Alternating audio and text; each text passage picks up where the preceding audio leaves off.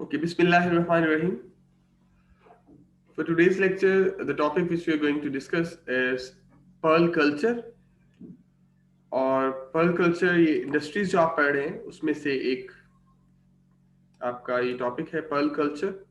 इससे पहले हमने एपीकल्चर और लैग कल्चर डिस्कस किया। नेक्स्ट सेरीकल्चर और फिश इंडस्ट्री के हवाले से भी बात की जाएगी। So let's move to the introduction of pearl culture.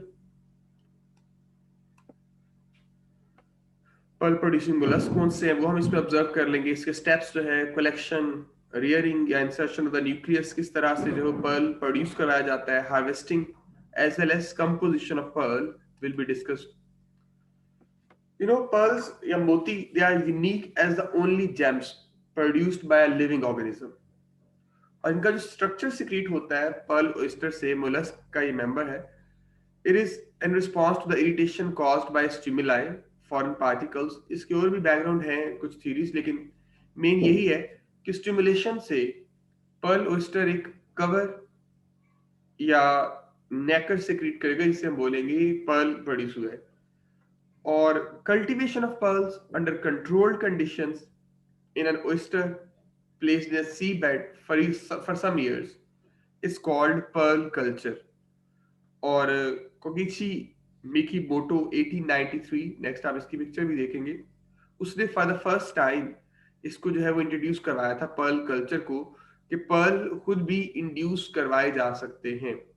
Pearls oysters के अंदर खुद भी पर्ल्स जो है वो आर्टिफिशियली बनाए जा सकते हैं। एक तो नेचुरली बनते हैं, दूसरा आर्टिफिशियली भी प्रोड्यूस करवाए जा सकते हैं। इंडिया में central marine fisheries research institute जो है वो इस पे काम कर रहा है, और इस पे इंडिया में भी ये अच्छा खासा जो है वो इस पे वर्कआउट हुआ है। ये साइंटिस्ट की हिस्ट्री है कि he created the world's first cultured pearl by manually introducing an irritant into oyster to stimulate it to form a pearl। तो उसके बाद से ये इंडस्ट्री जो है वो इसकी एक अपनी इंपॉर्टेंस है। पुराना ख्याल ये था कि शायद रेन ड्रॉप फॉल करने के बाद जो है वो पर्ल बनता है, और अब ये होता है कि some type of irritation required होती है, स्टिमुलस रिक्वायर्ड होता है by the entry of foreign bodies. ये sometime internal parasites act as a provoking agent, वो जो पैरासाइट्स हैं वो भी प्रोवोक कर सकते हैं। और समटाइम ऐसा भी होता है कि इंटरनल पैथोलॉजिकल कंडीशन से भी इन ऑयस्टर्स, इन मोलस्क के अंदर पर्ल फॉर्मेशन हो सकती है। ये कुछ मेन बायोवेल मोलस्क स्पीशीज है, मैरीन और फ्रेश वाटर, जो पर्ल ऑयस्टर फॉर्मेशन में ये स्पीशीज इन्वॉल्व है या पर्ल फॉर्मेशन में यूज होती है। ये इसकी क्लासिफिकेशन है, main kingdom Animalia, class Bivalvia, order Pteroidea, और फैमिली है टेरॉइडिए, जीनस टेरिडी, और फाइलम इसका जो है वो मोलस्का है, क्लास बाइवेल्विया, ऑर्डर जो है वो टेरॉइडिए। तो इसमें जो इंपॉर्टेंट स्पीशीज हैं, पिगडेडा स्पीशीज हैं इसमें मेन, जो ये पर्ल फॉर्मेशन में रोल प्ले करती हैं। ये एक पिंकटेडा मैक्सिमा सिल्वर लिप ऑयस्टर है जो पर्ल फॉर्मेशन में हेल्प करता है। उसकी एनाटॉमी शो की गई है कि आउटरमोस्ट कवर ये इनका शेल है, then mother of the pearl और नेकर जो उसके गिर्द सिक्रीट होता है, मेंटल, द डाइजेस्टिव सिस्टम में एनस पार्ट है, एडक्टर मसल्स है जो शेल की ओपनिंग या क्लोजिंग में रोल प्ले करते हैं, ये वाले। इसके अलावा गिल्स, ये गिल्स के स्ट्रक्चर्स हैं जो कि रेस्पिरेशन में हेल्प करेंगे। Gonad, pearl sac grows inside this gonad, इस गुनेड के अंदर जो पर्ल की सैक है वो ग्रो करेगी। ये P crab, foot, muscular foot जो मूवमेंट में स्लाइटली यूज हो सकता है, माउथ, और इसके अलावा स्टमक और हिंग पोर्शन जो कि इनके शेल का पार्ट है, ये प्रोमिनेंट पोर्शन, ये हिंग का पार्ट है। It's anatomy of this pearl. इसका जो शेल है उसमें बेसिक 3 लेयर्स है, पेरियोस्ट्रिकम, प्रिज्मेटिक और नेक्रियस लेयर। आउटरमोस्ट जो लेयर होगी पर्ल के शेल में, that is named as periostracum, और ये ग्रीनिश ब्राउन थिन ट्रांसपेरेंट है, made up of organic substance conchiolin secreted by mental। It help to protect the underlying layers। फिर prismatic layer आती है, मिडल लेयर है, which is secreted by mental and is made up of minute crystal of calcium carbonate। फिर nacreous layer है जो कि inner most layer कहलाती है इनके शेल की, मदर ऑफ द पर्ल इसको बोलते हैं। It is responsible for the pearl formation. और इसको मेंटल की जो लेयर है, मेंटल की जो आप कह ले मेम्ब्रेनस लेयर है, वो इसको सिक्रीट करती है। It protects the delicate surface of this bullets from harmful effects of foreign particles। इसके जो मेंटल जो कि बेसिकली शेल को सिक्रीट कर रहा होता है, it has also three layers. Columnar epithelium cells होंगे उसमें कुछ जो नेकेड सिक्रीटिंग यूनिसेलुलर ग्लैंड्स है, कनेक्टिव टिश्यू की लेयर होगी और सिलिएटेड एपिथेलियम जो म्यूकस सिक्रीट करेगी। ये क्रॉस सेक्शन है शेल का and mantle of the oyster. ये शेल की जो लेयर्स आप पढ़े थे, पेरियोस्ट्रिकम, प्रिज्मेटिक और nacre. Nacre of the secreting cells of mantle, ये मेंटल लोअर लेयर। और इसके अलावा कनेक्टिव टिश्यू और सिलिएटेड एपिथेलियम। जबकि यहाँ पे भी पेरियोस्मोटिक, पेरियोस्ट्रिकम, प्रिज्मेटिक लेयर और पर्ल फॉर्मिंग एरिया या नेकर जिसे बोलते हैं वो शोन है। फिर मेंटल की लेयर्स में एपिथेलियम, नेकर ग्लैंड्स जिसे हम कनेक्टिव टिश्यू के अंदर एम्बेडेड हैं जो, और सिलिएटेड एपिथेलियम। ये इसकी कुछ लेयर्स हैं जो क्रॉस सेक्शन में शोन है।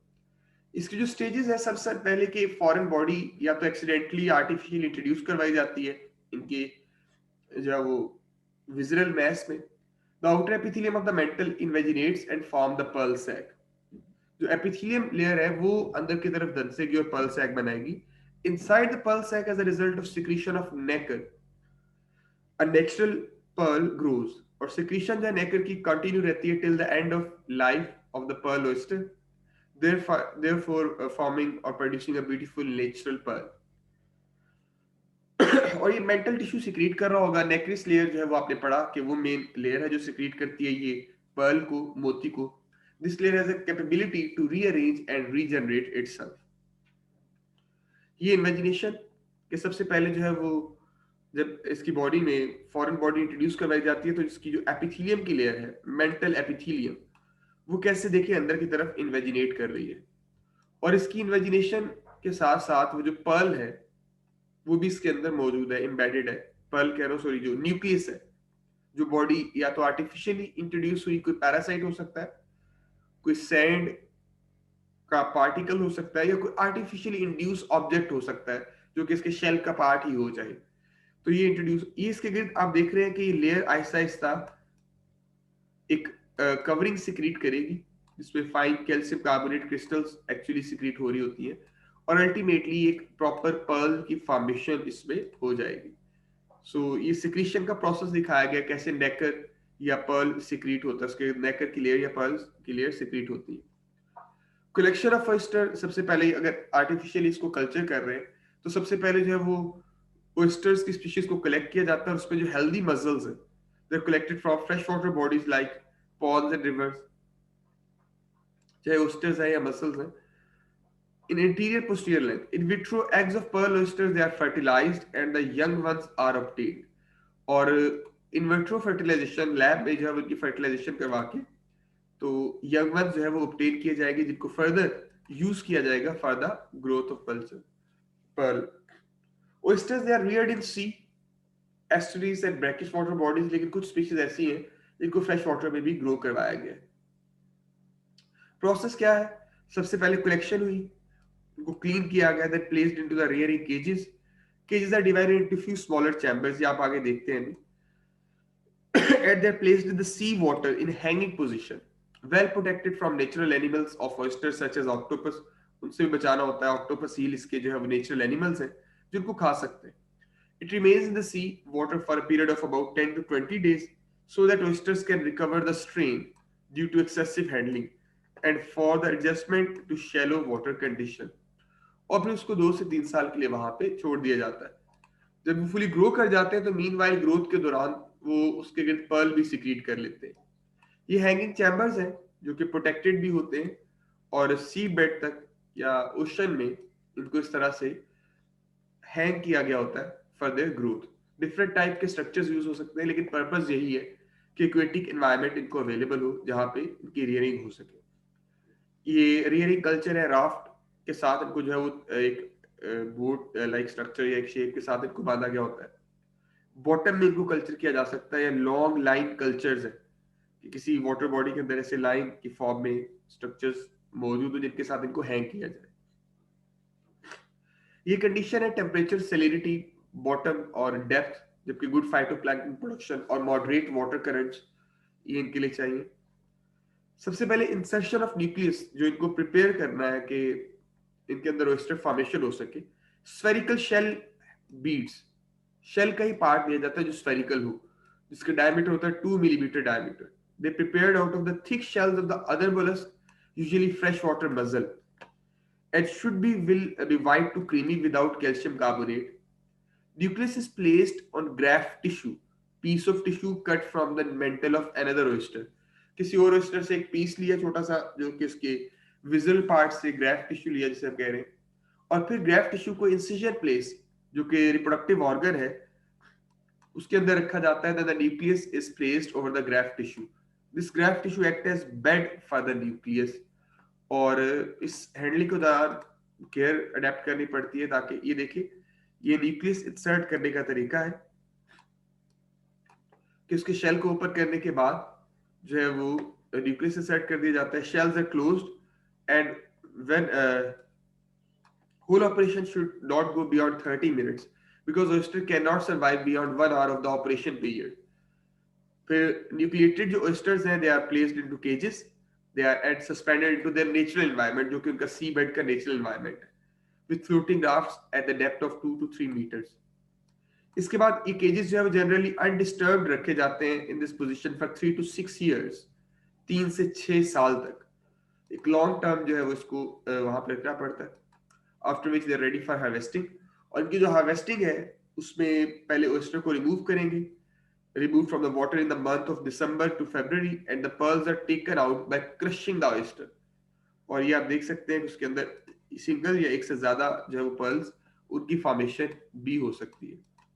Each oyster can form 3 to 4 pearls in their 15 years of lifespan. Pearls are formed inside the shell of certain mollusks as a defense mechanism and potentially threatening irritants such as parasite inside the shell, or an attack from the outside that injures the mental tissue. जो cultured pearl होंगे, they can be distinguished from natural pearls by X ray examination. के nucleated culture pearls are often performed as they tend to follow the shape of the implanted shell bead nucleus. और pearl किस shape का बनेगा इस चीज पे भी depend करता है कि अंदर जो बीड न्यूक्लियस इंट्रोड्यूस करवाया गया वो किस टाइप का था। ये उसकी लेयर्स डिफरेंट बताई गई है पर्ल के हवाले से, और के पर्ल फॉर्मेशन जो है उसमें किस तरह से यूज हो रही है। और ये डिफरेंट क्वालिटीज के पर्ल्स है। साउथ सी कल्चर्ड पर्ल है, एकाया कल्चर्ड पर्ल है, ब्लैक कल्चर्ड पर्ल्स है। इसका स्टेटस अगर देखा जाए तो $3 बिलियन पर ईयर इसकी जो प्रोडक्शन है, इंडिया भी इसमें एक मेजर रोल पे करता है, और चाइना इसका लार्जेस्ट प्रोड्यूसर है फ्रेश वाटर पर्ल्स का। और इम्पोर्टेंस टू कल्टिवेटर्स के they sell the meat of this oysters, shells as well as सबसे जो प्राइस उनको गिविंग थिंग है वो है पर्ल। और provides oyster to the restaurant, provides pearl for jewelry business, and provides oyster shell which can be used as ornamental purposes. और जाहिर है सोर्स ऑफ एम्प्लॉयमेंट भी होगा। That was all about pearl industry or pearl culture. If you have any question, please feel free to ask.